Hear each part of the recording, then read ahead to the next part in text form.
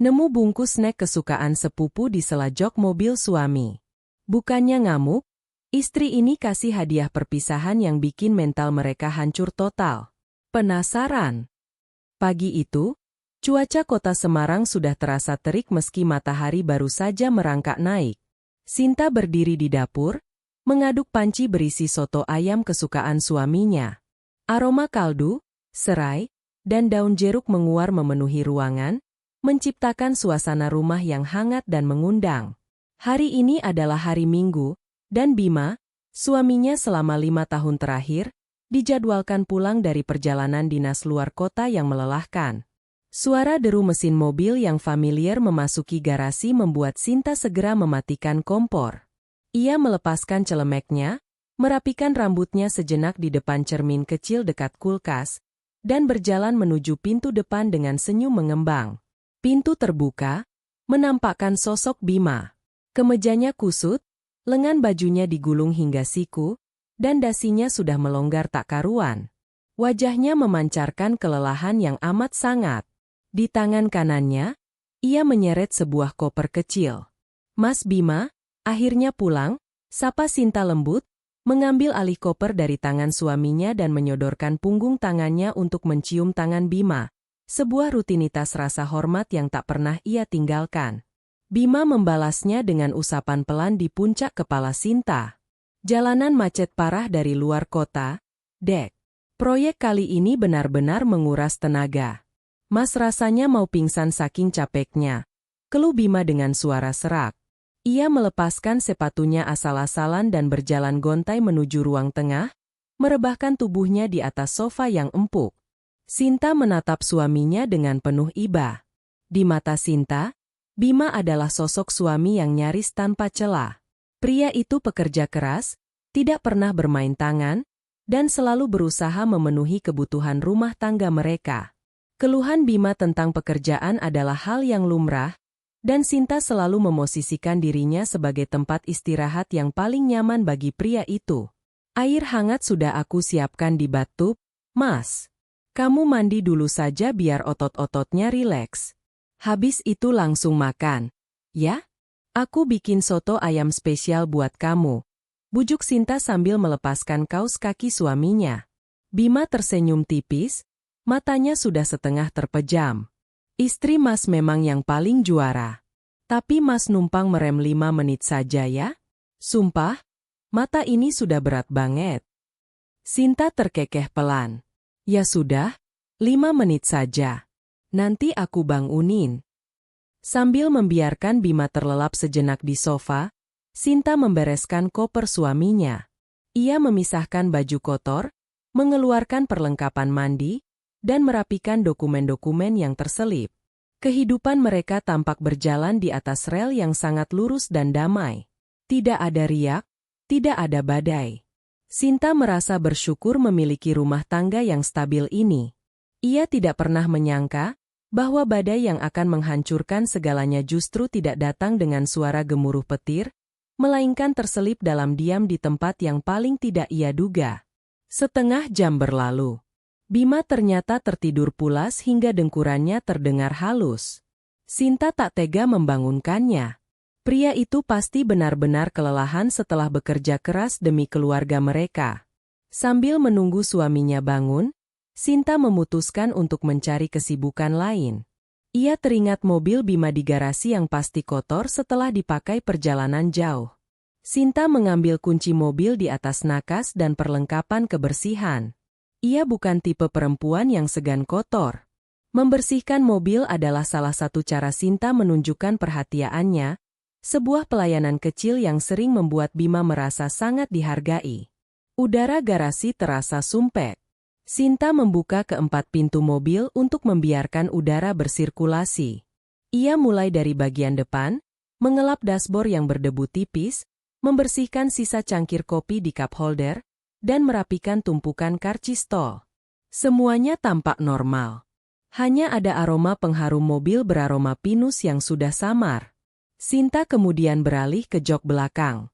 Ia mengambil vacuum cleaner portable untuk menyedot debu di karpet bawah. Setelah lantai bersih, ia naik ke atas jok kulit berwarna hitam tersebut, menekan moncong vakum ke sela-sela lipatan kursi untuk memastikan tidak ada remah-remah kotoran yang tertinggal. Saat ia menyelipkan jarinya di sela jok kiri belakang, tepat di belakang kursi penumpang depan, jarinya menyentuh sesuatu yang berderak. Sesuatu dari bahan plastik yang terjepit cukup dalam, seolah diduduki oleh seseorang hingga terdorong ke bawah. Sinta mematikan vakum cleaner. Dengan kening berkerut, ia berusaha menggapai benda tersebut. Butuh sedikit tarikan kuat hingga benda itu akhirnya terlepas dari jepitan kulit jok. Itu adalah sebuah bungkus kosong. Plastik kemasan makanan ringan yang sudah lecek. Sinta membalikkan bungkus tersebut di telapak tangannya. Warna hijau terang dari kemasan itu sangat mencolok kontras dengan jok mobil yang gelap. Huruf-huruf Jepang besar tercetak di bagian depannya, diiringi gambar kue wafer berlapis krim hijau yang sangat tebal. Matcha. Dada Sinta berdesir pelan, sebuah sensasi aneh yang tiba-tiba menghentak logikanya. Ia menatap bungkus itu lekat-lekat. Ada satu fakta absolut di dalam rumah tangganya. Bima sangat, amat, membenci matcha. Ingatan Sinta melayang ke masa lalu, saat mereka baru setahun menikah.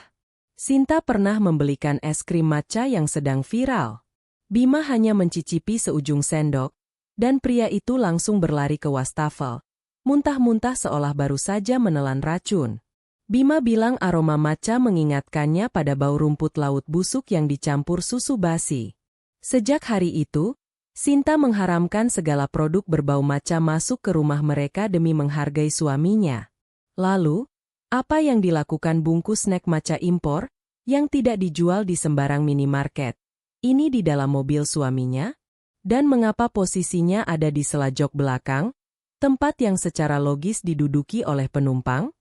Sinta masih duduk membeku di jok belakang mobil. Angin panas dari luar garasi meniup anak rambutnya, namun ia merasa tengkuknya mendadak dingin. Ia membolak-balik bungkus hijau itu.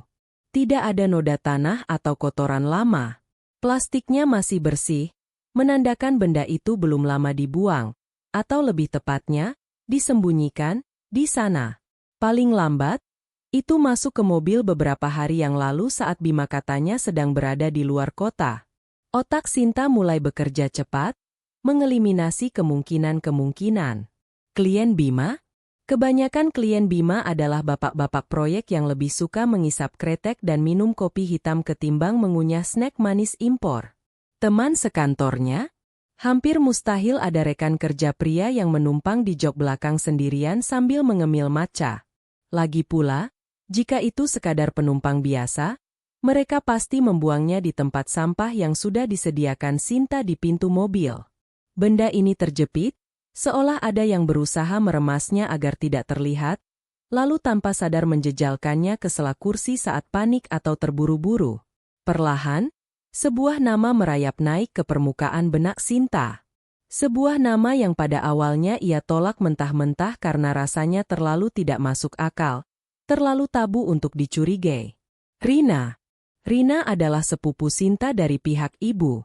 Usianya 5 tahun lebih muda dari Sinta, baru setahun lulus kuliah, dan kini bekerja sebagai staf marketing di sebuah perusahaan gaya hidup di pusat kota Semarang.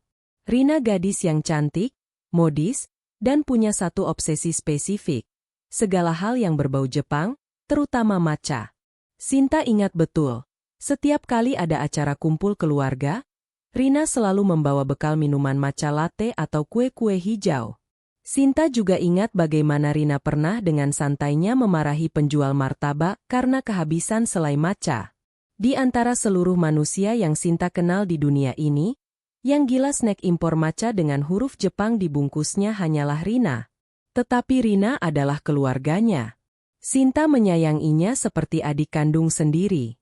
Ketika Rina baru pindah ke Semarang untuk kuliah, Sinta dan Bima yang membantu mencarikan kamar indekos eksklusif yang aman untuknya. Bahkan, Bima seringkali membantu Rina memindahkan barang atau menjemputnya jika anak itu terjebak hujan, murni karena Sinta yang memintanya. Tidak mungkin, gumam Sinta pada dirinya sendiri. Suaranya terdengar bergetar di dalam mobil yang sunyi. Rina itu sepupuku. Bima menganggapnya anak kecil. Ini pasti kebetulan. Mungkin ada anak rekan kerja Bima yang ikut di mobil. Sinta mencoba meyakinkan dirinya sendiri. Ia berusaha menekan kecurigaan yang terasa seperti racun itu. Ia tidak ingin merusak hari Minggu yang damai ini hanya karena sebuah bungkus plastik murahan. Namun, alih-alih membuangnya ke tong sampah, tangan Sinta bergerak sendiri. Ia melipat bungkus snack itu kecil-kecil, lalu memasukkannya ke dalam saku celananya. Ada suara kecil di sudut hatinya yang berbisik bahwa benda hijau itu adalah sebuah kepingan puzzle dari gambaran besar yang belum bisa ia lihat. Sinta keluar dari mobil, menutup pintu perlahan, dan berjalan kembali ke dalam rumah dengan perasaan yang tak lagi sama. Langit Semarang masih cerah, tapi awan gelap baru saja singgah di pikiran Sinta. Saat Sinta masuk ke ruang tengah, Bima baru saja terbangun. Pria itu menguap lebar, merentangkan tangannya, dan menatap Sinta dengan senyum khasnya yang selalu membuat Sinta jatuh cinta. "Kamu dari mana, Dek? Kok agak keringetan?" tanya Bima sambil duduk, mengusap wajahnya yang masih mengantuk. "Oh, barusan bersihin dalaman mobil kamu, Mas. Sekalian manasin mesin," jawab Sinta. Ia terkejut mendapati suaranya bisa terdengar begitu normal, begitu stabil, seolah tidak ada lipatan plastik hijau yang membakar saku celananya. "Ya ampun, rajin banget istri Mas. Harusnya besok aja suruh orang cucikan di car wash." "Makasih ya, sayang," ucap Bima dengan tulus. Bima beranjak menuju kamar mandi. Setengah jam kemudian, ia keluar dengan tubuh yang jauh lebih segar, mengenakan kaos oblong putih dan celana pendek rumahan. Mereka duduk berhadapan di meja makan. Sinta menyendokkan nasi dan soto ayam ke piring Bima. Pria itu makan dengan lahap, memuji masakan Sinta seperti biasa. Sinta memandangi suaminya. Bima terlihat sangat santai. Tidak ada gurat kepalsuan di wajahnya. Sinta membatin, tidak mungkin pria yang memakan masakanku dengan senyum selebar ini adalah seorang pengkhianat. Didorong oleh rasa ingin menyingkirkan keraguannya sendiri, Sinta memutuskan untuk melempar pancingan kecil. Sebuah pertanyaan yang seharusnya bisa dijawab Bima dengan mudah jika memang tidak ada yang disembunyikan. "Mas," panggil Sinta santai, berpura-pura fokus memilah tulang ayam di piringnya. "Waktu dinas kemarin, kamu sempat bawa penumpang lain di mobil ya?" Gerakan mengunyah Bima terhenti selama 1 detik. Hanya 1 detik, namun bagi Sinta yang matanya sudah terlatih memperhatikan setiap detail suaminya, jeda itu terasa seperti raungan sirene peringatan. "Penumpang?" ulang Bima. Nada suaranya sedikit naik, mencoba terdengar kasual tapi gagal menutupi sedikit keterkejutan. "Enggak tuh. Kenapa emangnya, Dek?" Sinta menahan napasnya tanpa kentara. Ia mengangkat wajah, menatap langsung ke mata Bima. "Tadi waktu aku vakum sela-sela jok belakang, aku nemu bungkus snack impor rasa matcha. Tulisan Jepang semua. Aku kan tahu kamu anti banget sama bau matcha. Sampai mau muntah kalau cium baunya. Makanya aku mikir, jangan-jangan ada anak klien atau siapa gitu yang nebeng." Sinta bisa melihat jakun Bima naik turun dengan cepat saat pria itu menelan ludah. Mata Bima, yang biasanya menatap lurus saat berbicara dengannya, kini bergerak gelisah melirik ke arah gelas air putihnya. "Oh itu," Bima tertawa kecil, sebuah tawa yang terdengar sangat hambar dan dipaksakan di telinga Sinta. "Iya? Astaga. Mas lupa. Itu, minggu lalu sebelum berangkat dinas, Mas sempat ketemu Pak Hadi dari divisi purchasing.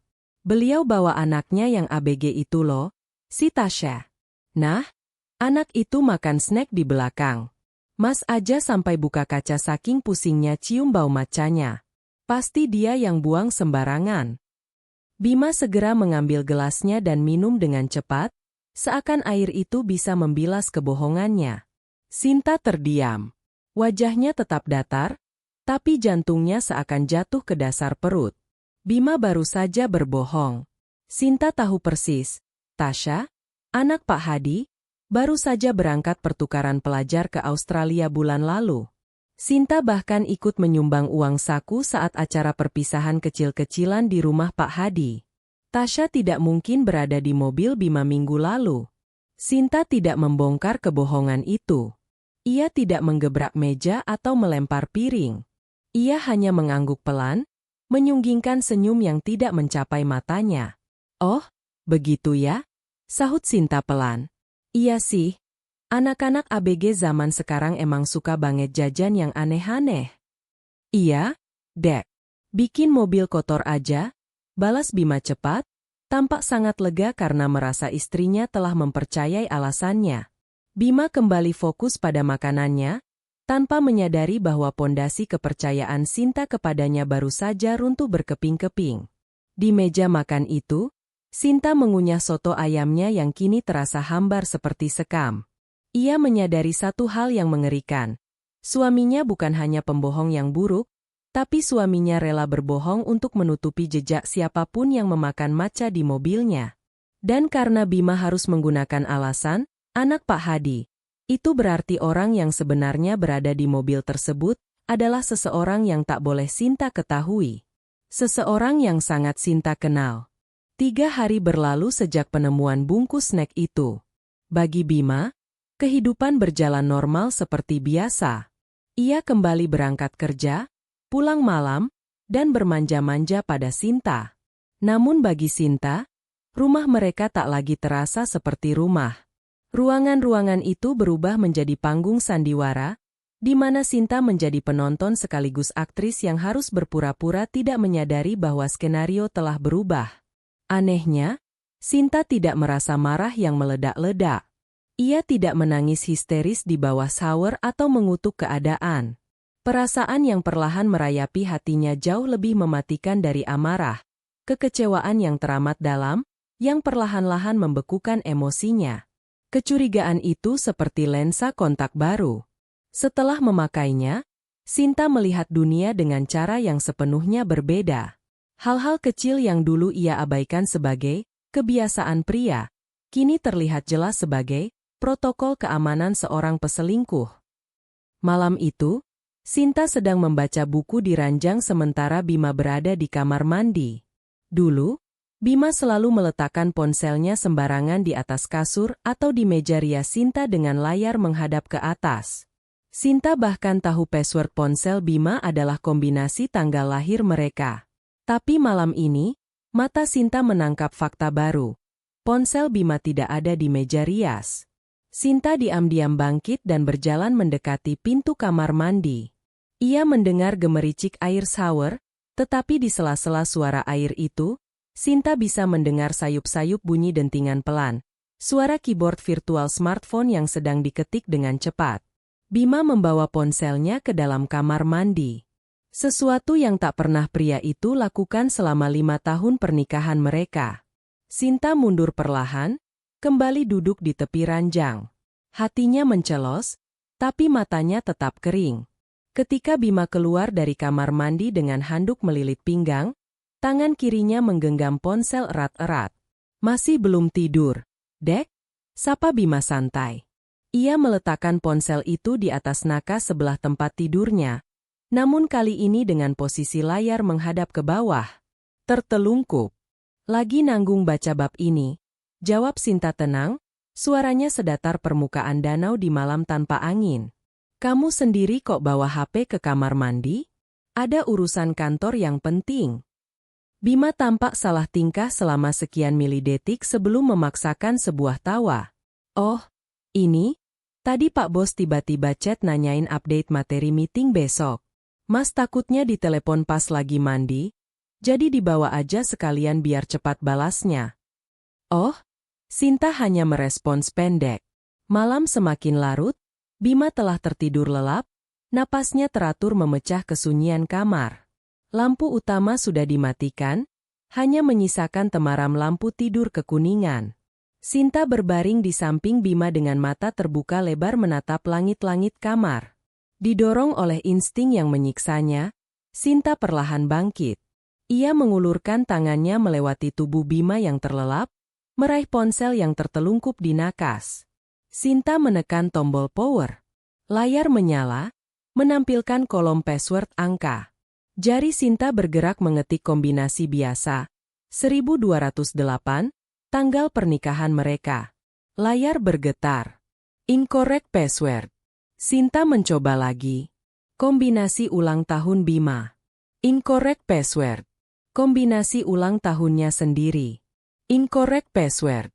Dada Sinta terasa seperti dihantam balok es. Ponsel itu terkunci rapat dengan kombinasi baru. Di tangannya, perangkat elektronik itu terasa seperti bom waktu. Sinta menatap wajah Bima yang tertidur damai. Betapa pandainya pria ini menyembunyikan kebusukan di balik wajah polos dan lelahnya. Betapa kejamnya ia mengkhianati kepercayaan Sinta, merancang kebohongan demi kebohongan di rumah yang Sinta rawat dengan penuh kasih sayang. Sinta mengembalikan ponsel itu ke tempat asalnya, persis dengan posisi tertelungkup seperti semula. Ia tidak membangunkan Bima. Ia tidak membentak atau menuntut penjelasan. Buat apa menuntut kejujuran dari mulut yang sudah terbiasa merangkai kebohongan? Jika Bima bisa dengan mudah berbohong tentang anak Pak Hadi, ia pasti sudah menyiapkan 1000 kebohongan lain untuk menutupi password ponselnya. Malam itu, sesuatu di dalam diri Sinta mati. Cinta yang selama ini menggebu-gebu, rasa hormat yang ia bangun setinggi gunung untuk suaminya, tiba-tiba padam seperti lilin yang ditiup angin badai. Tidak ada lagi Sinta yang naif. Tidak ada lagi istri penurut yang menelan mentah-mentah alasan konyol suaminya. Sinta berbalik memunggungi Bima, menarik selimut hingga sebatas dada. Jika Bima berpikir ia bisa membodohi Sinta dan bermain api di belakangnya, terlebih dengan seseorang dari darah daging keluarga Sinta sendiri, maka Bima salah besar. Sinta tidak akan menangis. Ia tidak akan marah. Ia akan membongkar semuanya dalam diam, mencabuti kebohongan suaminya satu persatu hingga tak ada lagi yang tersisa selain kenyataan yang telanjang. Perang dingin telah dimulai, dan Bima bahkan tidak menyadari bahwa ia telah mengundang musuh ke ranjangnya sendiri. 2 minggu berlalu sejak insiden penemuan bungkus hijau di jok belakang. Sinta berhasil memainkan perannya dengan sempurna. Ia masih menjadi istri yang menyeduhkan kopi di pagi hari, merapikan dasi Bima, dan menyambutnya di depan pintu saat sore tiba. Bedanya, tidak ada lagi kehangatan dalam sentuhannya. Semuanya digerakkan oleh rutinitas otot yang hampa. Hari Minggu ini, keluarga besar Sinta mengadakan acara arisan rutin di rumah orang tuanya di kawasan Tembalang. Rumah bergaya klasik itu penuh sesak oleh tawa paman, bibi, dan sepupu. Di tengah keramaian itu, Sinta duduk di sudut ruang makan, mengaduk es sirupnya dengan pandangan awas. "Mbak Sinta, Mas Bima." Suara melengking dan ceria itu memecah kebisingan. Rina datang. Sepupunya itu mengenakan dres selutut berwarna krem yang memperlihatkan lekuk tubuhnya yang langsing. Rambutnya dicatok lurus sempurna. Wajahnya dipoles makeup natural ala perempuan Korea. Di tangannya, ia menenteng sebuah kantong kertas dari toko roti ternama. "Ini Rina bawakan chiffon cake spesial buat arisan." "Tentu saja, rasa matcha," seru Rina riang, meletakkan kue hijau terang itu di atas meja makan. Beberapa bibi langsung mengerumuni, memuji betapa wanginya kue tersebut. Sinta menatap kue itu. Dadanya bergemuruh sesaat, mengenali warna hijau yang sama persis dengan bungkus plastik yang kini tersimpan rapi di laci lemarinya yang terkunci. Ia melirik Bima yang berdiri tak jauh dari meja makan. Suaminya itu berpura-pura sibuk berbicara dengan paman Sinta tentang onderdil mobil. Padahal Sinta bisa melihat ekor mata Bima terus mencuri pandang ke arah Rina. "Kamu nggak makan, Mas? Kan matcha?" Sindir Sinta halus saat ia berjalan melewati suaminya, menawarkan sepiring kecil kue yang baru saja dipotong Rina. Bima mundur selangkah, menutupi hidungnya dengan ekspresi jijik yang dibuat-buat. "Aduh, Dek, kamu kan tahu Mas paling anti sama bau itu. Jauh-jauh deh." "Masa sih, Mas? Bukannya di mobil kadang suka ada bau matcha juga dari sisa penumpang?" Tembak Sinta tenang, suaranya sengaja direndahkan agar hanya Bima yang bisa mendengar. Wajah Bima langsung memucat. Matanya berkedip cepat. Maksud kamu anak Pak Hadi kemarin? Ya ampun, itu kan cuma sekali, Dek. Sinta hanya tersenyum simpul dan berlalu menuju dapur. Dari balik sekat pembatas dapur dan ruang tengah, Sinta mengambil posisi strategis di mana ia bisa mengamati keduanya tanpa terlihat. 15 menit kemudian, momen itu terjadi.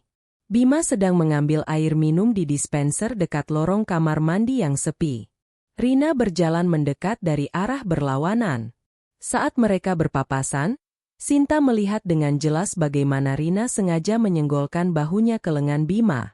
Tidak ada kata yang terucap, tapi Sinta menangkap kilat mata mereka.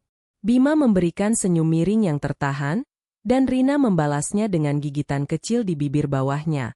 Sebuah gestur menggoda yang sangat menjijikkan bagi Sinta. Tangan Bima sempat bergerak, ujung jemarinya mengusap pelan punggung tangan Rina sebelum mereka kembali memisahkan diri seolah tidak saling kenal. Bagi istri yang cemburu, pemandangan itu mungkin akan memicu teriakan histeris atau tangisan meledak. Namun anehnya, Sinta tidak merasakan dorongan untuk melabrak mereka. Saat melihat tangan suaminya menyentuh sepupunya sendiri dengan keintiman yang rahasia, sebuah sakelar di dalam otak Sinta seolah dimatikan. Rasa sakit yang tajam itu perlahan memudar, berganti dengan dingin yang menjalar ke seluruh pembuluh darahnya. Ia tidak lagi melihat suaminya dan adik sepupu kesayangannya. Ia hanya melihat dua parasit yang sedang menggerogoti hidupnya. Rabu malam, hujan turun rintik-rintik membasahi atap rumah. Bima sudah tertidur lelap setelah meminum obat flu. Dengkurannya terdengar berat dan teratur. Di ruang kerja kecil yang menyatu dengan ruang tamu, Sinta duduk di depan laptop suaminya. Layarnya memancarkan cahaya kebiruan yang menerangi wajah Sinta yang tanpa ekspresi. Sejak insiden password ponsel yang diubah, Sinta tahu ia harus mencari celah lain. Bima mungkin cukup pintar untuk mengunci ponselnya, tetapi pria itu terkenal ceroboh dengan urusan komputer. Bima sering mengeluh bahwa ia tidak bisa menghafal banyak password, sehingga ia menyetel laptopnya agar selalu masuk ke akun email Google secara otomatis. Dengan tangan yang stabil, Sinta membuka browser dan mengakses email suaminya. Ia tidak mencari pesan cinta murahan. Orang bodoh pun tahu untuk tidak mengirim perselingkuhan lewat email kerja. Sinta mencari bukti yang jauh lebih sulit untuk disangkal. Uang. Ia membuka kotak masuk, mengetikkan kata kunci, invoice, receipt, booking, dan nama bank tempat Bima menyimpan rekening gajinya. Mata Sinta memindai layar dengan cepat. Hasil pencarian itu menampilkan deretan bukti yang meruntuhkan segala alibi Bima. Tanggal 12 bulan lalu, saat Bima mengaku sedang mengawasi proyek di Surabaya selama 3 hari, terdapat bukti booking dari sebuah platform perjalanan untuk sebuah butik hotel eksklusif. Lokasinya bukan di Surabaya, melainkan di daerah Candisari, Semarang Atas. Kota mereka sendiri. Total tagihannya setara dengan uang belanja Sinta selama 2 minggu. Sinta menelusuri pesan lain. Ia menemukan tagihan dari e-commerce bergambar keranjang oranye. Bima membeli sebuah tas desainer tiruan premium seharga jutaan rupiah, parfum wanita bermerek, dan selusin kotak snack impor rasa matcha. Semua barang itu dikirim ke sebuah alamat, Jalan Kutilang nomor 8, kamar 2A. Itu adalah alamat kamar indekos Rina. Kos yang dulu Sinta dan Bima bantu carikan saat Rina pertama kali merantau. Tangan Sinta berhenti di atas mousepad. Ia membuka mutasi e-banking Bima yang laporannya dikirimkan rutin setiap akhir bulan. Di sana, Sinta melihat rentetan transfer ke rekening atas nama Rina. Keterangannya bermacam-macam, beli buku, uang saku bulanan, buat jajan, hingga yang paling membuat perut Sinta mual, for my little princess. Uang tabungan yang seharusnya digunakan untuk merenovasi rumah mereka, untuk masa depan mereka, perlahan-lahan dikuras oleh Bima untuk membiayai gaya hidup sepupu Sinta. Setiap kali Bima beralasan bonus tahunannya dipotong perusahaan karena pandemi, ternyata uang itu mengalir deras ke kantong Rina. Kebohongan emosional adalah satu hal, tetapi pengkhianatan finansial ini adalah lapisan baru dari kebusukan Bima. Sinta mengunduh semua bukti tersebut. Ia menyimpannya di dalam flash disk pribadinya, lalu menghapus riwayat pencariannya di browser dengan sangat teliti. Ia tidak meneteskan air mata sama sekali. Ia hanya merasa sedang mengumpulkan data dari sebuah perusahaan yang akan segera ia bangkrutkan. Puncak dari kehampaan Sinta terjadi 2 hari kemudian, di hari Jumat yang cerah. Bima sedang bersiap berangkat kerja, terburu-buru karena ada meeting pagi. Sambil mengancingkan kemejanya, ia memesan taksi online karena mobilnya hari itu masuk bengkel untuk servis rutin. "Dek, Mas berangkat dulu ya. Taksinya udah di depan," teriak Bima dari arah pintu depan. "Iya, Mas. Hati-hati," sahut Sinta dari dapur. Begitu pintu ditutup dan suara mobil menjauh, Sinta berjalan menuju meja TV di ruang tengah. Bima meninggalkan iPad miliknya yang biasa ia gunakan untuk menonton Netflix di akhir pekan. Namun, Bima melakukan satu kesalahan fatal pagi ini. Karena terburu-buru, ia lupa bahwa semalam ia menautkan WhatsApp webnya ke perangkat ini untuk mengirim dokumen besar, dan ia lupa melakukan logout. Sinta mengambil iPad tersebut.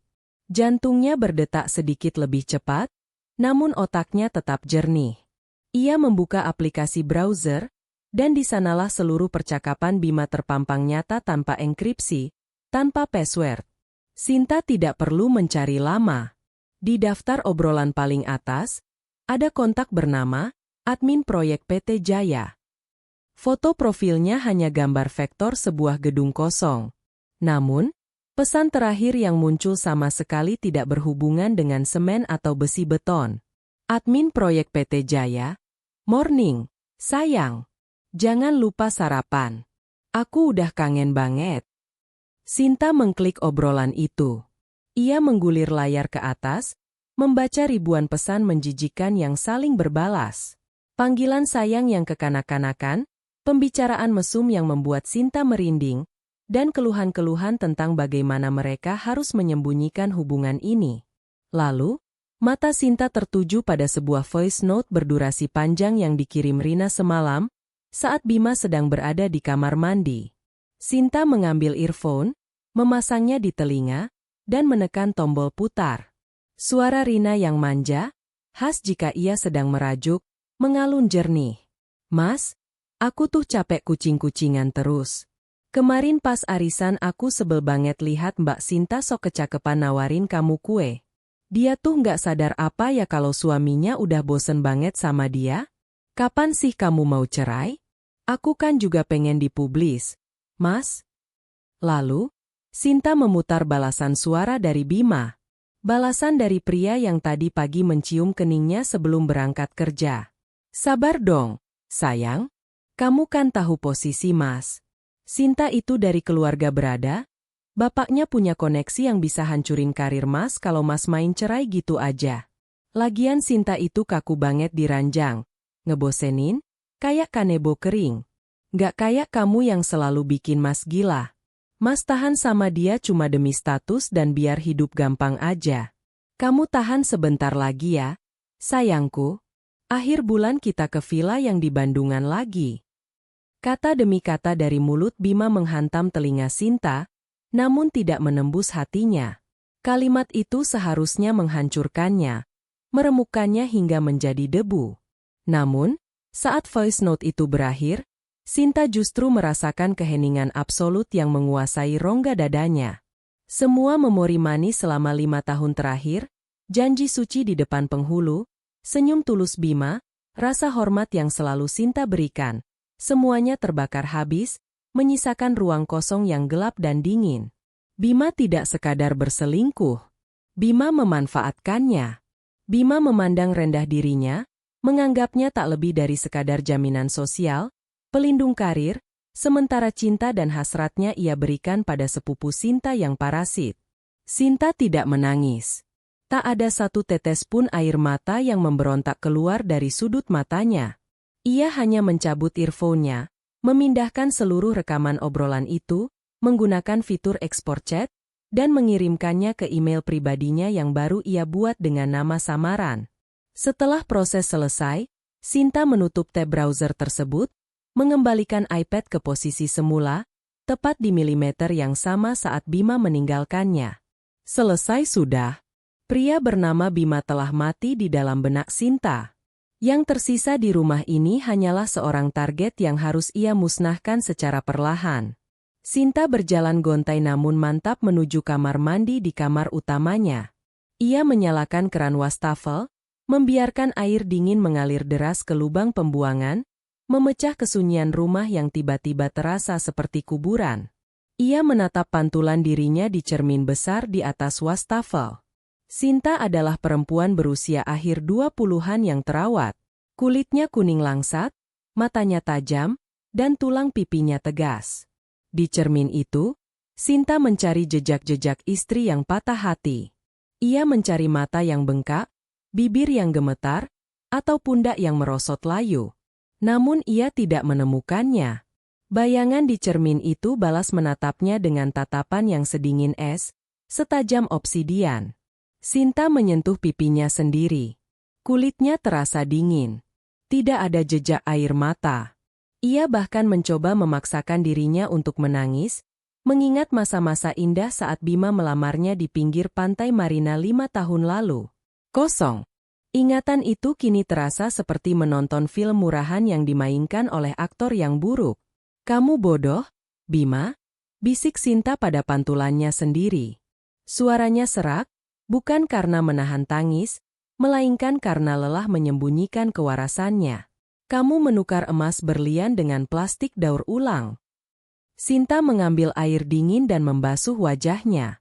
Saat air itu menetes dari dagunya, Sinta merasakan sebuah transformasi yang paripurna. Jika beberapa minggu lalu ia adalah seorang istri yang kebingungan dan terluka, hari ini ia terlahir kembali sebagai seorang eksekutor. Tangisan adalah bahasa bagi mereka yang merasa menjadi korban. Sinta menolak keras posisi itu. Ia bukan korban. Ia adalah pemilik rumah ini, pemilik aset yang mengatasnamakan mereka berdua, dan pemilik skenario yang akan menentukan akhir dari cerita ini. Mati rasa adalah anugerah terbesar yang ia terima hari ini. Tanpa emosi yang mengganggu, tanpa cinta yang membelenggu, Sinta bisa berpikir dengan logika murni, setajam pisau bedah. Ia tidak lagi peduli apakah Bima mencintainya atau tidak. Ia tidak lagi memusingkan harga dirinya yang diinjak-injak Rina. Semua itu tak lagi relevan. Satu-satunya yang penting sekarang adalah memotong kedua benalu itu dari hidupnya sebersih mungkin, tanpa meninggalkan sisa sedikit pun untuknya. Sinta mengeringkan wajahnya dengan handuk. Senyum miring yang teramat tipis dan mengerikan perlahan terbentuk di bibirnya. "Silakan nikmati pangeran palsumu, Rina. Karena sebentar lagi, kamu harus menanggung hidupnya sendirian." Hari Senin berikutnya, Sinta memulai langkah pertamanya yang nyata. Saat Bima pergi ke kantor, Sinta berdandan rapi. Ia mengenakan kemeja sutra berwarna navy, celana kulot, dan kacamata hitam. Ia tidak pergi ke kafe atau mall, melainkan melajukan mobilnya ke sebuah gedung perkantoran di kawasan Simpang 5. Tujuannya adalah firma hukum milik Pak Aryo, seorang pengacara perceraian senior yang juga merupakan rekan lama mendiang ayah Sinta. Di dalam ruangan ber-AC yang dingin, Sinta duduk tegap di hadapan Pak Aryo. Ia meletakkan sebuah flash disk dan map berisi cetakan bukti-bukti transaksi, email, dan transkrip pesan suara Bima di atas meja kayu ek yang kokoh itu. Pak Aryo, pria parubaya dengan kacamata baca di ujung hidungnya, membolak-balik dokumen tersebut. Ekspresinya yang tenang perlahan berubah menjadi kekecewaan yang mendalam. Ia mengenal Bima sejak pria itu meminang Sinta. "Ini, luar biasa nekat," gumam Pak Aryo, melepas kacamatanya.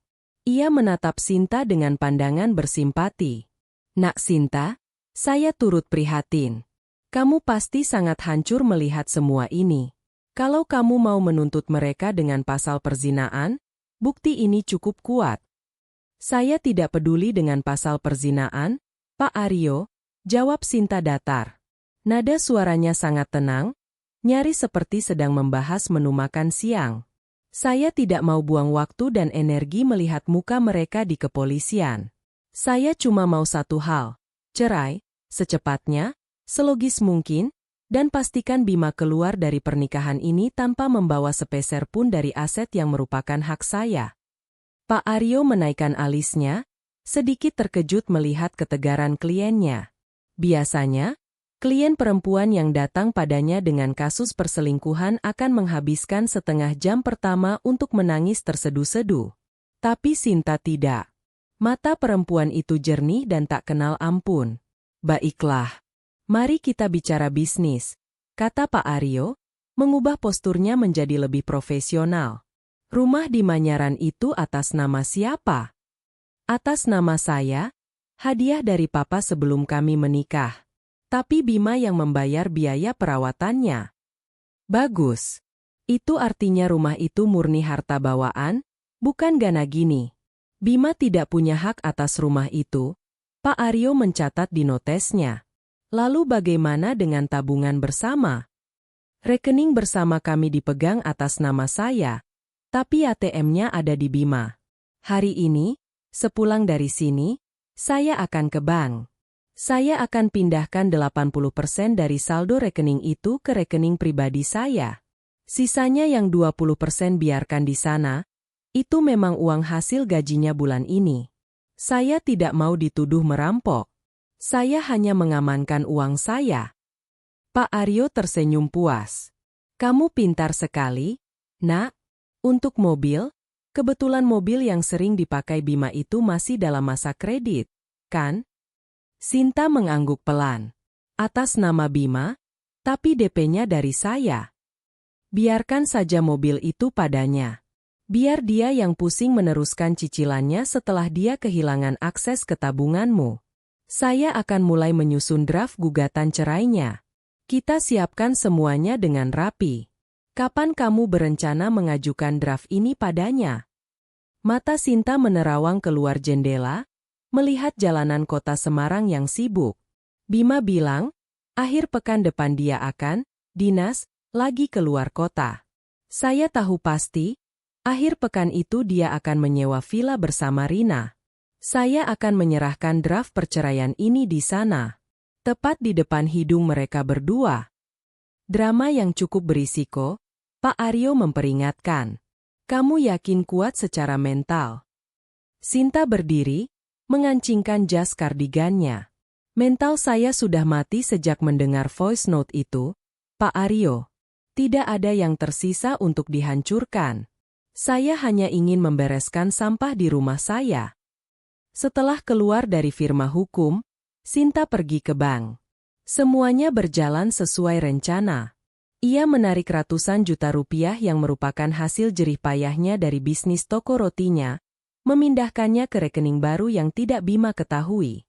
Ia juga memblokir kartu kredit tambahan yang ada di tangan Bima dengan alasan kartu hilang, lalu memastikan polis asuransi tidak lagi menaruh nama Bima sebagai ahli waris. Sore harinya, Sinta tiba di rumah.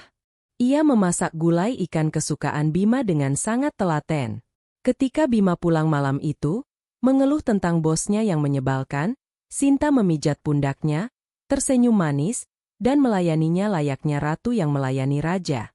Bima tertawa lepas mendengar lelucon Sinta malam itu di meja makan.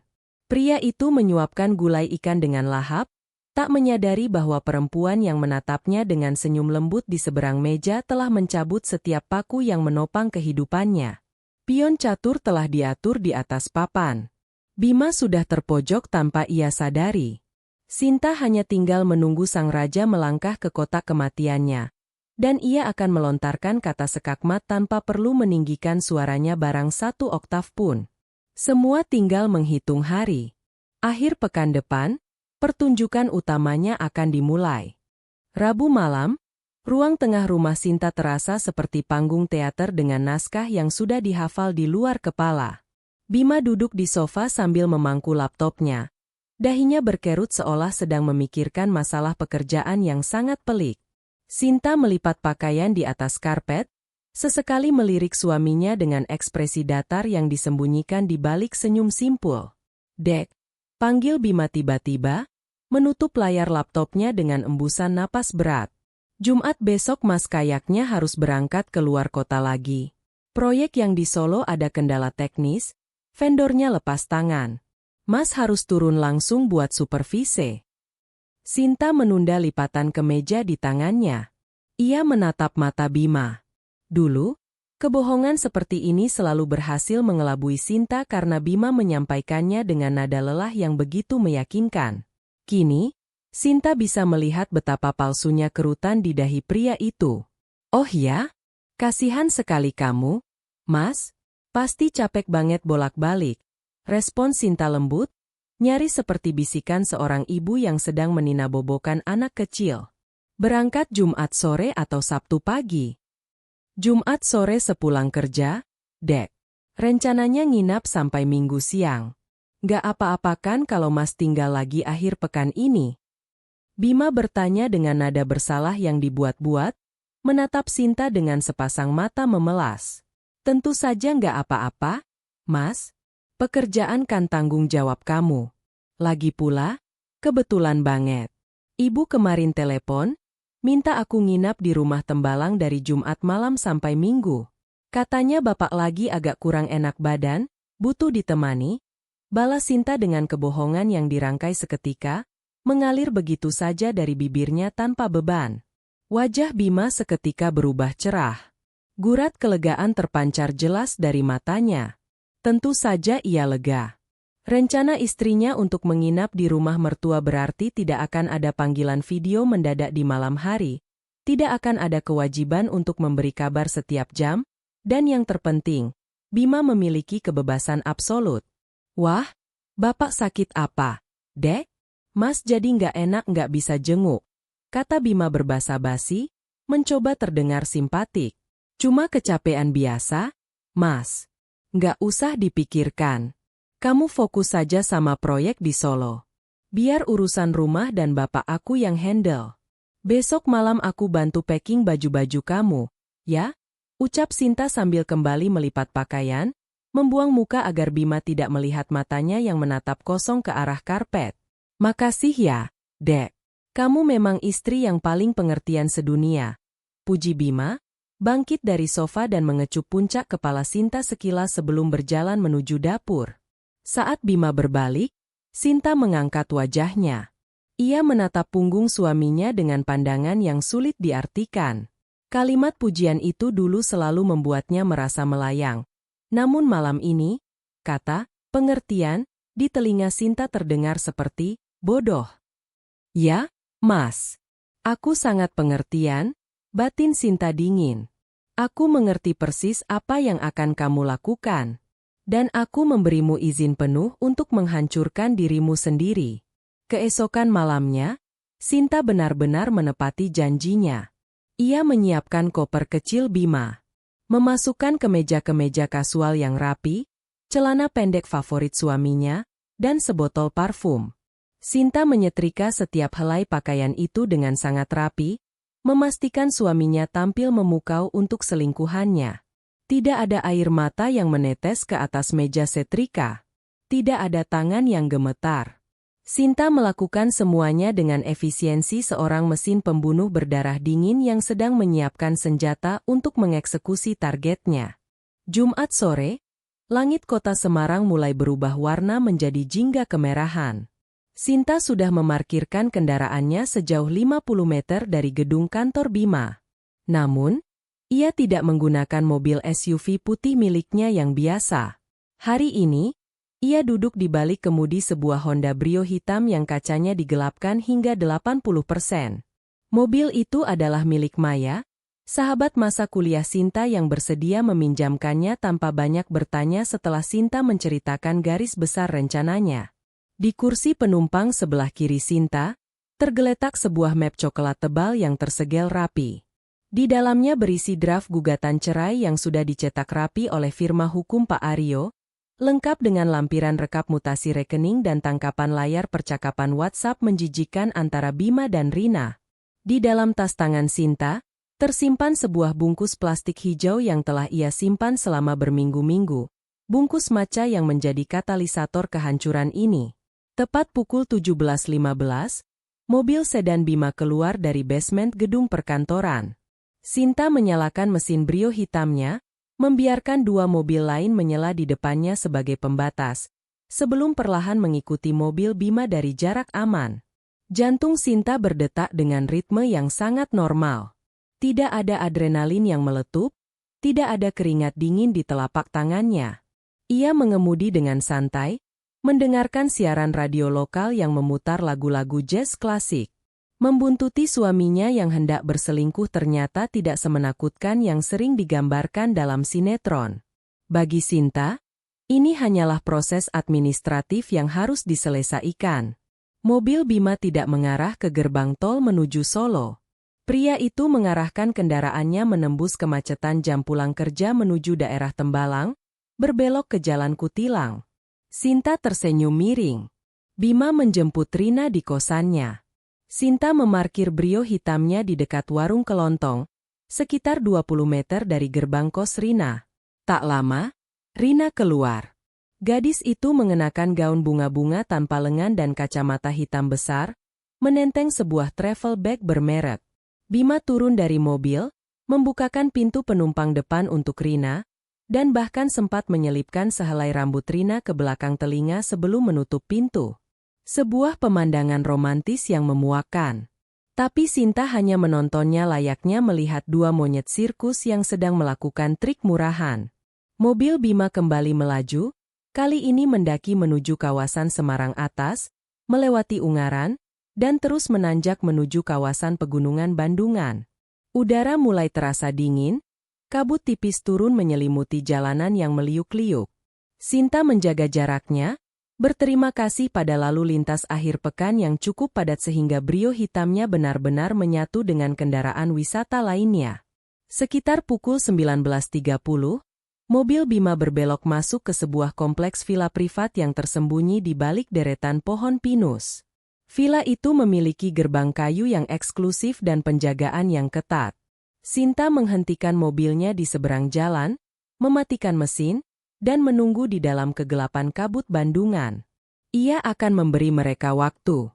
Waktu untuk merasa aman, waktu untuk merasa menang, waktu untuk membuka pakaian dan bersiap menikmati dosa mereka. Sinta menatap jam di dashboard. Ia akan masuk dalam waktu tepat 1 jam. Udara malam di Bandungan menusuk tulang, tetapi Sinta sama sekali tidak menggigil saat ia keluar dari mobil. Ia mengenakan turtleneck hitam elegan, celana panjang bahan berwarna senada, dan sepatu hak datar yang tidak menimbulkan suara berisik.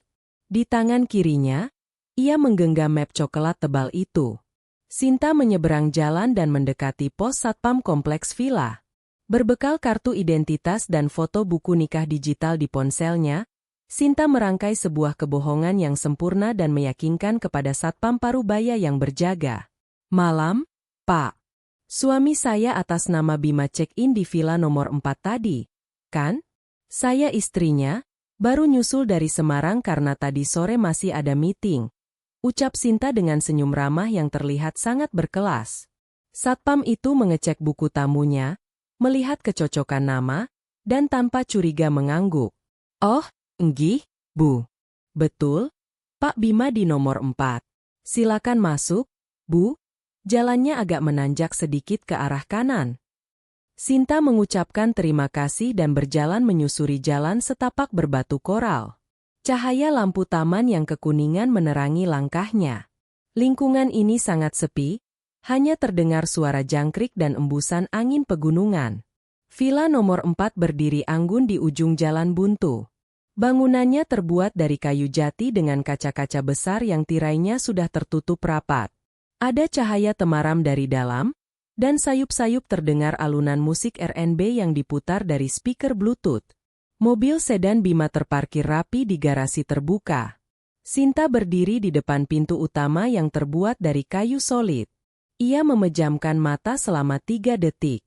Ia menarik napas panjang, bukan untuk mengumpulkan keberanian, melainkan untuk menyempurnakan topeng keheningannya. Ketika matanya kembali terbuka, tatapannya sudah tajam, mati, dan kosong bak mata seorang algojo. Sinta mengangkat tangannya dan mengetuk pintu itu 3 kali. Ketukan yang pelan, stabil, dan berirama. Tok, tok, tok. Tidak ada jawaban. Musik di dalam masih mengalun. Sinta mengetuk lagi, kali ini sedikit lebih keras. Tok, tok, tok. Terdengar suara langkah kaki berat dari dalam mendekati pintu. Suara gerendel diputar. Iya, sebentar. Makanan pesannya sudah dah. Pintu terbuka lebar. Kata-kata Bima terputus di udara, seolah seseorang baru saja mencekiknya dengan kawat tak kasat mata. Bima berdiri di ambang pintu, hanya mengenakan batrobe putih milik villa yang diikat asal-asalan. Rambutnya basah, aroma sabun cair mahal menguar dari tubuhnya. Senyum ramah yang tadinya ia siapkan untuk menyambut pelayan room service seketika membeku menjadi topeng horor yang paling absolut. Darah seolah tersedot habis dari wajahnya, membuatnya seputih kertas. Di hadapannya, berdiri sosok wanita yang seharusnya sedang berada puluhan kilometer dari sana, menginap di rumah orang tuanya. Istrinya, Sinta. SS Sinta? Suara Bima terdengar seperti rintihan tertahan. Matanya terbelalak lebar, memancarkan kepanikan purba. Tubuhnya mendadak kaku, tak mampu bergerak maupun bernapas dengan benar. Sinta tidak tersenyum. Ia tidak berteriak. Ia menatap lurus ke dalam pupil mata suaminya yang bergetar ketakutan. Tatapan Sinta menyisir sosok suaminya dari ujung rambut hingga ujung kaki dengan keangkuhan yang membekukan. Dari dalam ruangan, terdengar suara langkah kaki ringan. Sayang, kok lama bah? Rina muncul dari lorong menuju ruang tamu. Gadis itu mengenakan piyama sutra tipis yang mengekspos belahan dadanya, memegang 2 gelas anggur di tangannya. Saat matanya berserobok dengan mata Sinta yang berdiri tegak di ambang pintu, gelas di tangan Rina terlepas. Prang! Kaca pecah berhamburan di atas lantai kayu, disusul jeritan tertahan dari mulut Rina. Gadis itu langsung memundurkan langkahnya, tersandung karpet, dan jatuh terduduk dengan wajah memucat pasi. Sinta memiringkan kepalanya sedikit, menatap Rina sejenak, lalu kembali menatap Bima. Malam, Bima, sapa Sinta dengan nada sedatar mesin penjawab otomatis. Tanpa menunggu dipersilakan, Sinta melangkah masuk, memaksa Bima mundur dengan sendirinya karena aura dominasi yang dibawa istrinya. Udara di dalam villa itu seakan tersedot habis. Sinta berjalan melewati Bima menuju ruang tengah. Ia mengabaikan pecahan gelas di lantai, mengabaikan Rina yang kini gemetar hebat dengan air mata yang mulai menggenang. Sinta meletakkan map coklat di atas meja kaca yang berada di tengah ruangan, tepat di sebelah sebotol anggur merah yang sudah terbuka. Kepanikan akhirnya mencairkan kekakuan Bima.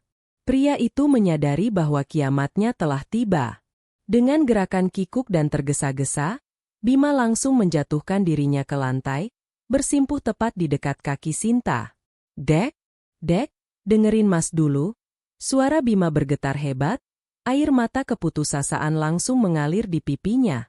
Tangan Bima terulur mencoba meraih ujung celana Sinta. Namun Sinta mundur selangkah, menghindari sentuhan itu seolah Bima adalah kusta yang menular. Ini nggak seperti yang kamu lihat. Dek, Mas hilaf. Mas dijebak. Racau Bima dengan logika yang sudah hancur lebur. Pria itu menangkupkan kedua tangannya di depan dada, mengiba. Mas janji ini yang terakhir. Mas nggak cinta sama Rina, Dek. Mas cuma main-main.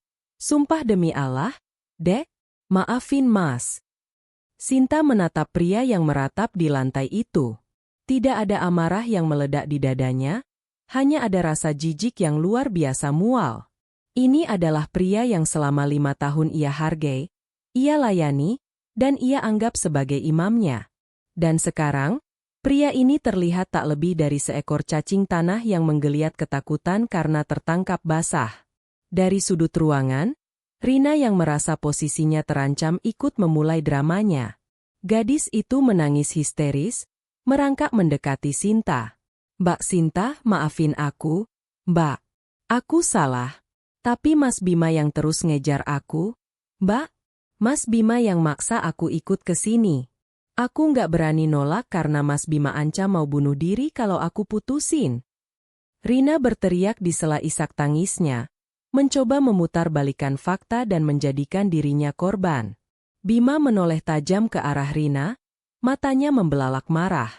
Tutup mulutmu, Rina. Kapan aku bilang begitu? Kamu yang terus minta dibelikan barang dan ngajak ke sini. Kamu yang bohong, Mas.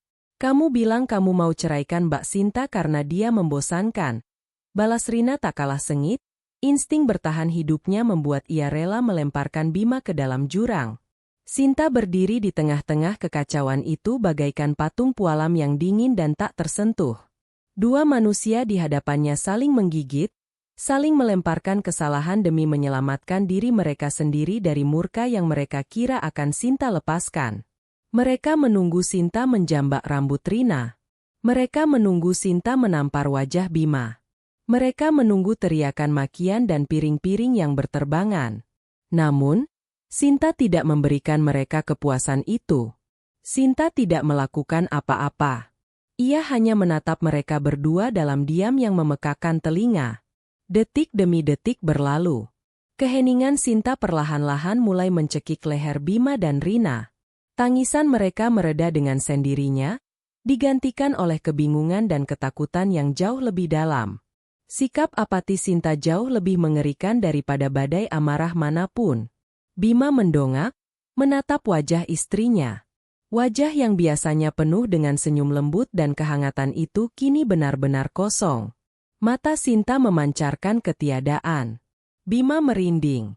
Ia menyadari bahwa ia tidak sedang ditatap oleh seorang istri yang sedang cemburu, melainkan oleh seseorang yang sedang menatap tumpukan sampah yang tidak berguna. Sinta? Dek? Panggil Bima lirih, suaranya tercekat di tenggorokan. Tolong, maki Mas, Dek. Pukul Mas. Tapi jangan diam aja kayak gini. Sinta menoleh pelan, menatap Bima dari balik bulu matanya yang lentik. Untuk apa? Suara Sinta akhirnya memecah keheningan. Nadanya sangat pelan, datar, tanpa intonasi, tanpa emosi. Namun, dua kata itu bergema di seluruh ruangan layaknya vonis mati. Memukulmu hanya akan membuat tanganku kotor. Bima. Sinta merogoh tas tangannya dengan gerakan lambat dan anggun. Bima dan Rina menahan napas, tak tahu apa yang akan dikeluarkan perempuan itu. Sebuah pisau? Sebuah pistol? Sinta mengeluarkan sebuah bungkusan plastik kecil berwarna hijau terang yang sudah agak lecek. Ia melangkah mendekati meja kaca, dan menjatuhkan bungkus kosong itu tepat di samping map coklat. Mata Rina melebar mengenali bungkus snack matcha favoritnya. Bima menelan ludah dengan susah payah, menyadari bahwa bungkus itulah yang ditanyakan istrinya minggu lalu. Rencana busuknya sudah terbongkar jauh sebelum hari ini. Sinta tidak sekadar memergoki mereka. Sinta telah menjebak mereka, menggiring mereka ke sini untuk sebuah eksekusi akhir. Ini, Sinta menunjuk bungkus plastik hijau itu dengan ujung jarinya. Dan ini, jarinya bergeser menunjuk map coklat tebal itu. Apa-apa itu, Dek? Tanya Bima dengan suara bergetar nyaris menangis, matanya terpaku pada map yang berlogo firma hukum ternama. Sinta tidak menjawab pertanyaannya secara langsung. Ia berdiri tegak, merapikan letak kardigannya, dan menatap Bima serta Rina secara bergantian. Di dalam map itu ada draft gugatan cerai. Ucap Sinta dengan tenang, artikulasinya sangat jelas. Setiap suku kata diucapkan dengan presisi yang mematikan. Saya sudah memindahkan semua uang dari rekening bersama ke rekening pribadi saya. Rumah atas nama saya, dan mulai malam ini kuncinya sudah saya ganti. Kartu kredit tambahanmu sudah saya blokir. Semua bukti mutasi uang harammu untuk memelihara parasit ini, beserta rekaman voice note kalian yang menjijikan, sudah ada di tangan pengacara saya. Bima merasa lututnya lemas, pandangannya berkunang-kunang. Dunianya runtuh seketika. Sinta, kumohon jangan lakukan ini. Mas nggak mau cerai. Mas cinta sama kamu. Sinta tersenyum, sebuah senyum miring yang sangat dingin hingga membuat Rina yang melihatnya ikut menggigil. Kamu tidak cinta padaku, Bima? Kamu hanya mencintai fasilitas dan perlindungan yang aku berikan? Jawab Sinta tanpa nada kecewa sedikitpun, seolah itu adalah fakta matematis yang tak terbantahkan. Sinta kemudian menoleh pada Rina yang masih duduk di lantai dengan wajah memucat. Dan kamu, Rina? Sinta menyebut nama sepupunya itu dengan nada datar. Mulai malam ini, kamu tidak perlu sembunyi-sembunyi lagi. Tidak perlu capek-capek kucing-kucingan. Kamu menginginkan suamiku? Ambil. Dia gratis untukmu. Rina menggeleng pelan, air matanya menetes. Mbak, jangan begini, Mbak. Saya serius. Sinta memotong ucapan Rina dengan ketegasan yang tak tertembus. Kalian berdua sangat serasi. Pengkhianat, pembohong dan parasit yang tidak tahu diuntung. Kalian pantas mendapatkan satu sama lain. Nikmatilah hidup kalian bersama-sama. Sinta kembali menatap Bima untuk terakhir kalinya. Mata pria itu memerah, air mata mengalir deras membasahi pipinya, memohon pengampunan yang tak akan pernah ia dapatkan. Bima menyadari bahwa melepaskannya kepada Rina bukanlah sebuah pengorbanan dari Sinta, melainkan sebuah bentuk penghinaan tertinggi. Sinta membuangnya seperti barang loak yang tak lagi memiliki harga. Hukuman terberat yang diberikan Sinta malam ini bukanlah perceraian itu sendiri, melainkan kenyataan bahwa kepergian Sinta sama sekali tidak diiringi dengan air mata. Bima menyadari, ia bahkan tidak cukup berharga untuk ditangisi oleh istrinya sendiri. Tanda tangani berkas itu secepatnya, Bima. Saya tidak ingin namaku terikat dengan namamu lebih lama dari yang diperlukan, perintah Sinta dingin. Tanpa menoleh lagi, tanpa menunggu jawaban, Sinta berbalik. Langkah kakinya terdengar mantap menapak lantai kayu, menjauh menuju pintu keluar. Ia memutar kenop pintu, membuka pintu kayu itu lebar-lebar, membiarkan udara dingin pegunungan masuk menyapu ruangan yang terasa pengap oleh dosa dan penyesalan. Saat pintu ditutup dengan suara debuman pelan di belakangnya, Sinta berjalan kembali menuju mobil Brio hitamnya yang terparkir di seberang jalan. Ia masuk ke dalam mobil, menyalakan mesin, dan menyalakan pemanas ruangan. Di dalam villa sana, Bima dan Rina dibiarkan terkunci bersama hancurnya masa depan mereka. Namun di dalam mobil ini, Sinta menarik napas panjang, menghirup aroma pinus dari udara luar. Dadanya yang selama berminggu-minggu terasa sesak oleh kebohongan dan beban, kini terasa sangat lapang. Sinta memutar kemudi, meninggalkan Bandungan dan segala kenangan tentang pria bernama Bima. Ia melaju menembus kabut, bukan sebagai wanita yang hancur karena diselingkuhi, melainkan sebagai seorang pemenang yang baru saja membuang tumor mematikan dari dalam hidupnya. Masa lalunya telah mati di dalam villa itu, dan esok pagi saat matahari terbit di Semarang, kehidupan barunya akan dimulai tanpa jejak hijau di jok belakang mobilnya. 2 hari setelah insiden di Bandungan, Sinta mengundang seluruh keluarga besarnya, termasuk orang tua Bima dan orang tua Rina, ke rumah utama keluarganya di kawasan Tembalang. Undangan itu dikirim secara mendadak dengan alasan, ada hal penting yang harus dibicarakan mengenai masa depan keluarga. Ruang tamu besar bergaya klasik itu dipenuhi ketegangan yang tak kasat mata. Keluarga duduk melingkar di sofa-sofa tebal. Ayah Sinta, Pak Haris, duduk di kursi utama dengan kening berkerut. Ibu Rina, Tante Mira, duduk tak jauh darinya sambil mengipasi wajahnya yang berkeringat. Bima dan Rina tidak hadir. Sinta memang tidak mengundang mereka, karena kehadiran mereka hanya akan membuang-buang waktunya. Sinta berdiri di tengah ruangan. Ia mengenakan gaun selutut berwarna putih gading, wajahnya dirias tipis namun memancarkan aura otoritas yang dingin. Di tangannya terdapat beberapa tumpuk map transparan. Terima kasih Bapak, Ibu, Om, Tante, dan Eyang sudah bersedia hadir. Sinta membuka suara. Nadanya tenang, datar, dan sangat profesional, persis seperti seorang eksekutif yang akan mempresentasikan laporan keuangan kuartal. Ada apa ini?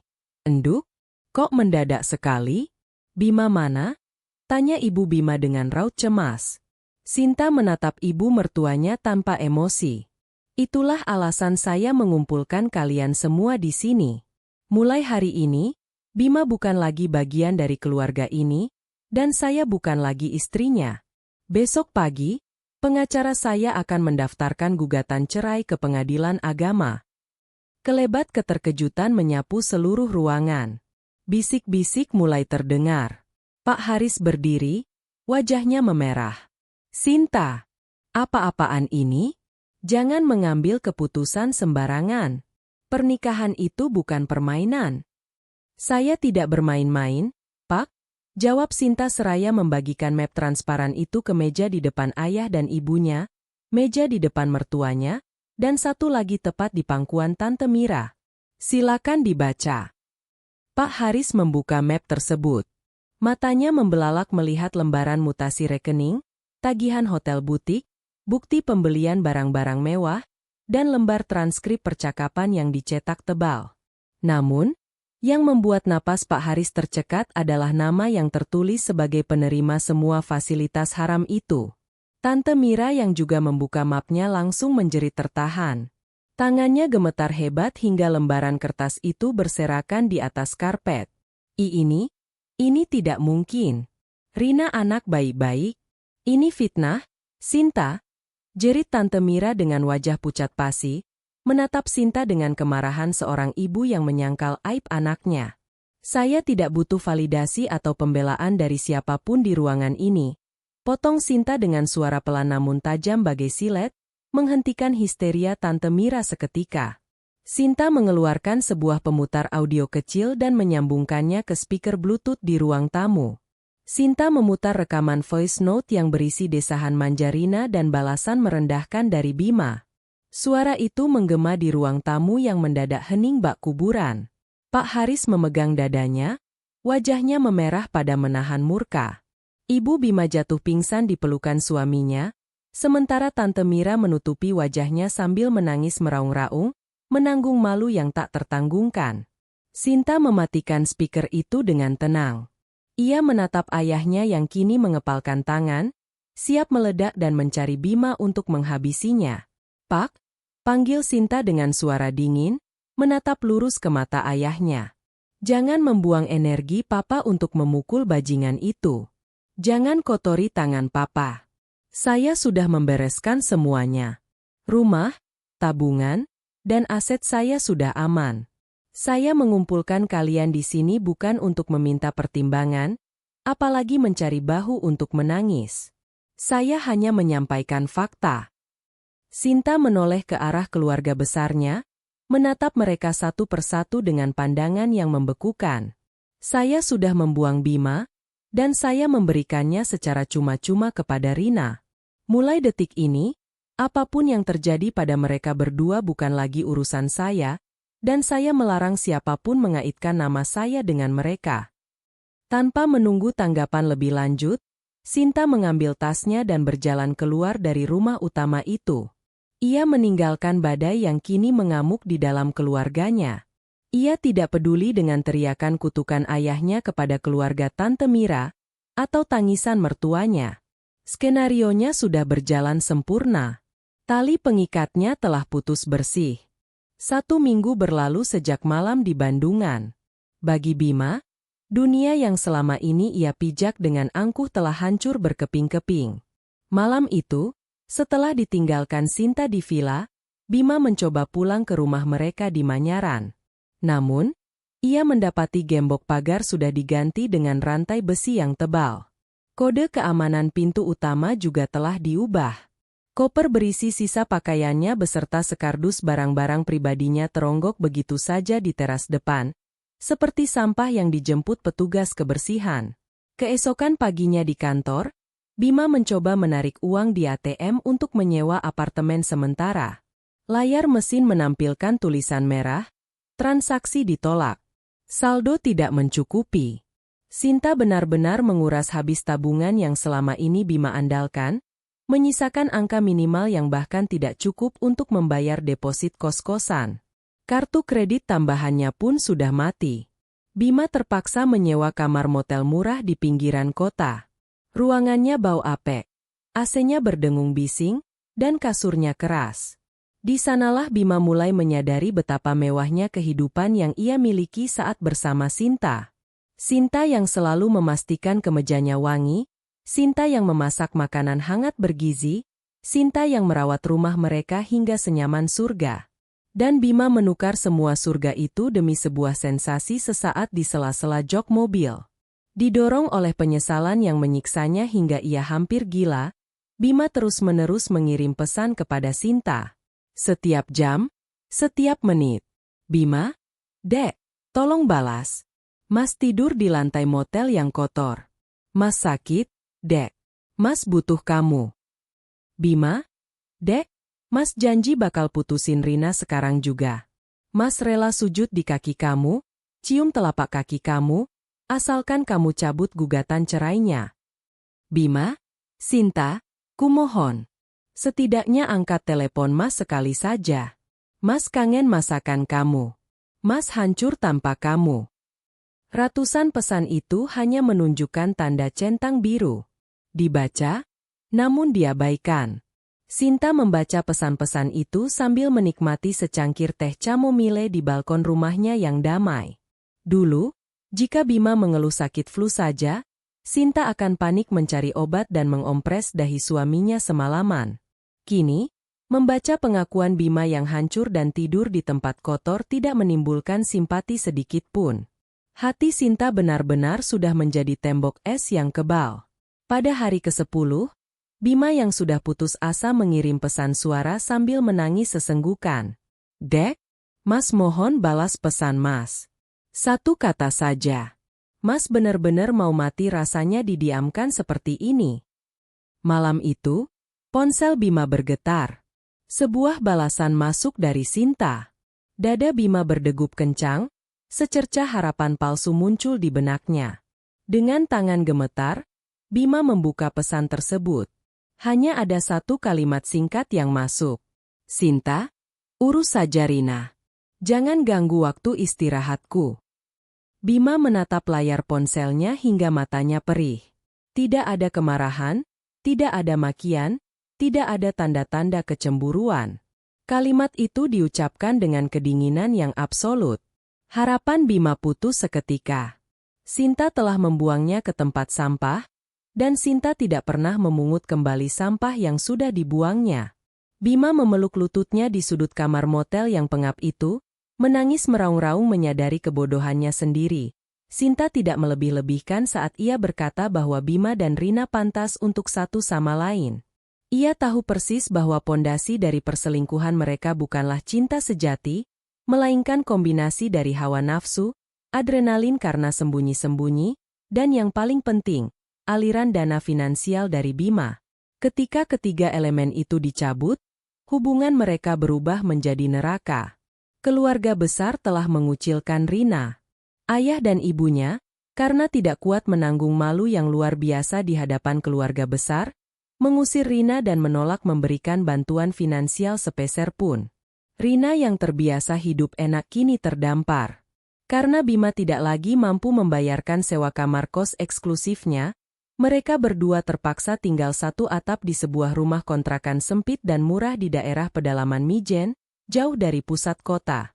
Tanpa uang dari Sinta, gaji Bima yang telah dipotong cicilan mobil dan hutang lainnya tidak cukup untuk membiayai gaya hidup Rina. Gadis yang biasanya merengek meminta diantarkan ke kafe mahal, atau dibelikan skincare impor itu kini harus berhadapan dengan tagihan listrik dan air yang menunggak. Mas, ini listrik tokennya bunyi terus dari tadi pagi.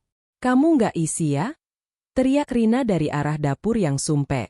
Wajahnya ditekuk masam, rambutnya diikat asal-asalan, tidak ada lagi jejak Rina yang wangi dan modis. Bima yang baru pulang kerja, lelah dan stres karena tekanan dari bosnya, melempar tas kerjanya ke lantai. Pakai uang dari mana? Gaji Mas sudah habis buat bayar sewa kontrakan ini dan cicilan mobil. Kamu pikir nyari uang gampang? Rina berkacak pinggang, menatap Bima dengan pandangan merendahkan. Terus aku harus kepanasan di sini. Dulu kamu janji bakal bahagiain aku. Mana janjimu? Ternyata kamu itu cuma parasit yang selama ini numpang hidup dari harta Mbak Sinta kan? Kata-kata itu menampar harga diri Bima dengan sangat keras. Wajahnya merah padam. Jaga mulutmu, Rina. Kalau bukan karena kamu yang terus-terusan godain aku, minta dibelikan barang-barang mahal dan ngajak ke villa sialan itu, aku masih hidup tenang di rumah gedongan. Kamu yang hancurin hidupku. Aku. Kamu yang kegatelan. Laki-laki nggak berguna? Jerit Rina histeris. Ia meraih sebuah toples plastik berisi makanan ringan dari atas meja dan melemparkannya ke arah Bima. Toples itu menghantam dada Bima dan jatuh ke lantai, isinya berhamburan. Di antara remah-remah kotoran itu, terdapat beberapa bungkus snack matcha lokal yang murah, satu-satunya yang mampu dibeli Rina sekarang. Bima menatap bungkusan hijau itu. Tiba-tiba perutnya bergejolak hebat. Mual yang luar biasa menyerangnya. Bukan mual karena aroma matcha yang memang ia benci, melainkan mual karena membayangkan kebodohannya sendiri. Ia menukar seorang istri yang sempurna bak berlian dengan perempuan kasar, materialistis, dan manipulatif di hadapannya ini. Kamu benar, desis Bima dengan suara bergetar menahan tangis dan amarah. Aku laki-laki bodoh dan tidak berguna karena memilih sampah sepertimu. Bima berbalik dan membanting pintu kontrakan, meninggalkan Rina yang menangis dan mengutuki nasibnya. Kutukan Sinta terbukti nyata. Kebebasan yang Sinta berikan pada mereka justru menjadi racun yang mencekik perlahan-lahan. Tanpa ada Sinta sebagai musuh bersama atau tempat persembunyian, Bima dan Rina akhirnya melihat wajah asli satu sama lain yang penuh dengan keburukan. 2 bulan kemudian, Rina kabur dari kontrakan itu, membawa sisa uang di dompet Bima, meninggalkannya begitu saja demi mencari pria hidung belang lain yang bisa membiayainya. Bima ditinggalkan sendirian dalam kebangkrutan yang total, baik secara finansial maupun mental. Proses persidangan cerai berjalan jauh lebih cepat dari yang dibayangkan. Karena tidak ada perebutan harta gana gini, semua aset berharga diklaim sebagai harta bawaan Sinta berkat ketelitiannya dan kebodohan Bima selama menikah, dan Bima tidak memiliki cukup uang untuk menyewa pengacara hebat. Sidang tersebut hanyalah sekadar formalitas pembacaan vonis. Pagi itu, udara kota Semarang terasa cukup terik, namun ruang sidang di pengadilan agama terasa sangat sejuk. Sinta duduk di kursinya dengan postur tegap dan anggun. Ia mengenakan setelan blazer berwarna beige yang elegan, rambutnya disanggul rapi. Wajahnya cerah, memancarkan ketenangan yang membuat siapapun yang melihatnya akan menaruh respek. Di sebelahnya, Pak Aryo duduk memeriksa berkas untuk terakhir kalinya. Di seberang ruangan, Bima duduk sendirian. Penampilannya sangat kontras dengan Sinta. Jas yang ia kenakan terlihat kebesaran dan kusut, kemeja putihnya menguning di bagian kerah. Kantung matanya hitam dan dalam, pipinya tirus, dan bahunya merosot seolah ia sedang memikul beban ribuan ton. Sepanjang sidang, Bima tidak berani menatap wajah hakim. Matanya hanya tertuju pada ujung sepatu Sinta yang mengkilap, berharap ada keajaiban yang bisa memutar kembali waktu. Namun, pengadilan bukanlah tempat untuk keajaiban. Pengadilan adalah tempat untuk fakta dan konsekuensi. Setelah memeriksa bukti-bukti yang diajukan oleh pihak penggugat, dan mengingat pihak tergugat telah mengakui perbuatannya, maka majelis hakim memutuskan untuk mengabulkan gugatan cerai secara keseluruhan. Suara hakim ketua menggema berat di dalam ruangan. Bima memejamkan matanya rapat-rapat. Setetes air mata lolos dari sudut matanya, jatuh menetesi punggung tangannya yang kasar. Tok, tok, tok. Suara ketukan palu kayu itu bergema nyaring, memantul di dinding ruang sidang. Bagi Bima, suara itu terdengar seperti paku terakhir yang ditancapkan pada peti matinya. Namun bagi Sinta, suara itu adalah melodi kebebasan yang paling indah. Rantai yang membelenggunya dengan pengkhianat ini telah hancur sepenuhnya. Sinta menarik napas panjang, dan untuk pertama kalinya sejak insiden bungkus matcha itu, Sinta menyunggingkan senyum tulus yang mencapai matanya. Sidang ditutup. Sinta berdiri, menjabat tangan Pak Aryo dengan hangat. Selamat, Sinta. Kamu sudah bebas, ucap Pak Aryo tersenyum bangga. Kamu perempuan yang sangat tangguh. Terima kasih atas bantuan Bapak, balas Sinta lembut. Sinta berbalik dan berjalan menuju pintu keluar. Saat ia melewati meja Bima, pria itu tiba-tiba berdiri. Sinta, panggil Bima dengan suara parau yang menyedihkan. Pria itu mengulurkan tangannya, ragu-ragu. Selamat maksudku, maafkan aku. Sinta, kuharap kau bahagia. Langkah Sinta terhenti sejenak. Ia menoleh, menatap sosok pria yang dulu sangat ia puja. Tidak ada kebencian di matanya, tidak ada juga belas kasihan. Ia menatap Bima seolah pria itu adalah orang asing yang tak sengaja ia tabrak di jalanan. Sinta tidak membalas uluran tangan Bima. Saya sudah bahagia, jawab Sinta dengan nada netral. Ia membalikkan badannya kembali dan melanjutkan langkahnya keluar dari ruang sidang, diiringi suara ketukan heelsnya yang tegas. Ia meninggalkan Bima yang berdiri mematung, meratapi kehancurannya sendiri dalam keheningan pengadilan yang kosong. 1 tahun telah berlalu. Musim berganti, dan kehidupan terus berjalan menggilas masa lalu. Sinta tidak terjebak dalam trauma. Alih-alih meratapi nasib sebagai janda, ia menggunakan waktu, energi, dan uang yang dulu ia curahkan untuk Bima, untuk membangun dirinya sendiri. Toko roti kecil yang dulu hanya menjadi hobi sampingannya, kini telah berkembang menjadi sebuah kafe dan patiserie yang cukup populer di kawasan Kota Lama Semarang. Sinta menemukan kembali jati dirinya yang sempat hilang saat ia terlalu sibuk mengabdi pada pria yang salah. Sore itu, di bulan April, matahari bersinar hangat menyinari jalanan berpaving khas Kota Lama. Sinta baru saja keluar dari kafenya setelah mengecek laporan keuangan bulanan yang menunjukkan grafik menanjak. Ia berjalan menuju tempat parkir, menekan alarm kunci mobilnya. Bukan lagi SUV putih keluarga, melainkan sebuah city car berwarna merah marun yang dibelinya dengan uangnya sendiri. Mobil itu bersih, mengkilap, dan di dalamnya tercium aroma kopi vanila yang menenangkan. Tidak ada sisa debu, tidak ada jejak masa lalu, dan yang pasti, tidak ada rahasia yang terselip di sela-sela joknya. Sinta masuk ke dalam mobil, menyalakan mesin, dan perlahan membelah keramaian jalanan kota. Ia berhenti di sebuah lampu merah dekat persimpangan Tugu Muda. Sambil menunggu lampu berubah hijau, Sinta menoleh santai ke arah trotoar sebelah kiri. Di sana, di bawah naungan pohon rindang, duduk sepasang anak muda berseragam SMA. Mereka tertawa lepas, berbagi sebungkus snack impor. Sinta menyipitkan matanya sedikit dari balik kacamata hitamnya. Bungkus plastik hijau yang sangat mencolok. Gambar huruf Jepang dan kue wafer berlapis krim hijau tebal. Matcha. Mata Sinta terpaku pada bungkus itu selama beberapa detik. Dulu, warna hijau itu adalah pemicu yang meruntuhkan dunianya. Warna yang menjadi simbol kebohongan, pengkhianatan, dan kehancuran rumah tangganya. Gadis SMA itu menyuapkan sepotong wafer matcha ke mulut teman lelakinya yang langsung mengunyahnya dengan ekspresi gembira. Sinta memalingkan wajahnya kembali menatap lurus ke jalan. Sebuah tawa kecil, murni dan lepas, meluncur dari bibirnya. Ia menyadari satu hal yang luar biasa. Ia tidak merasakan apa-apa.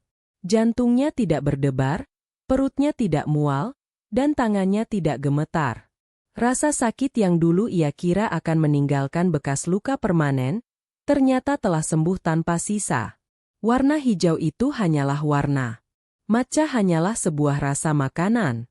Dan Bima hanyalah sebuah kesalahan masa lalu yang telah berhasil ia perbaiki. Lampu lalu lintas berubah menjadi hijau.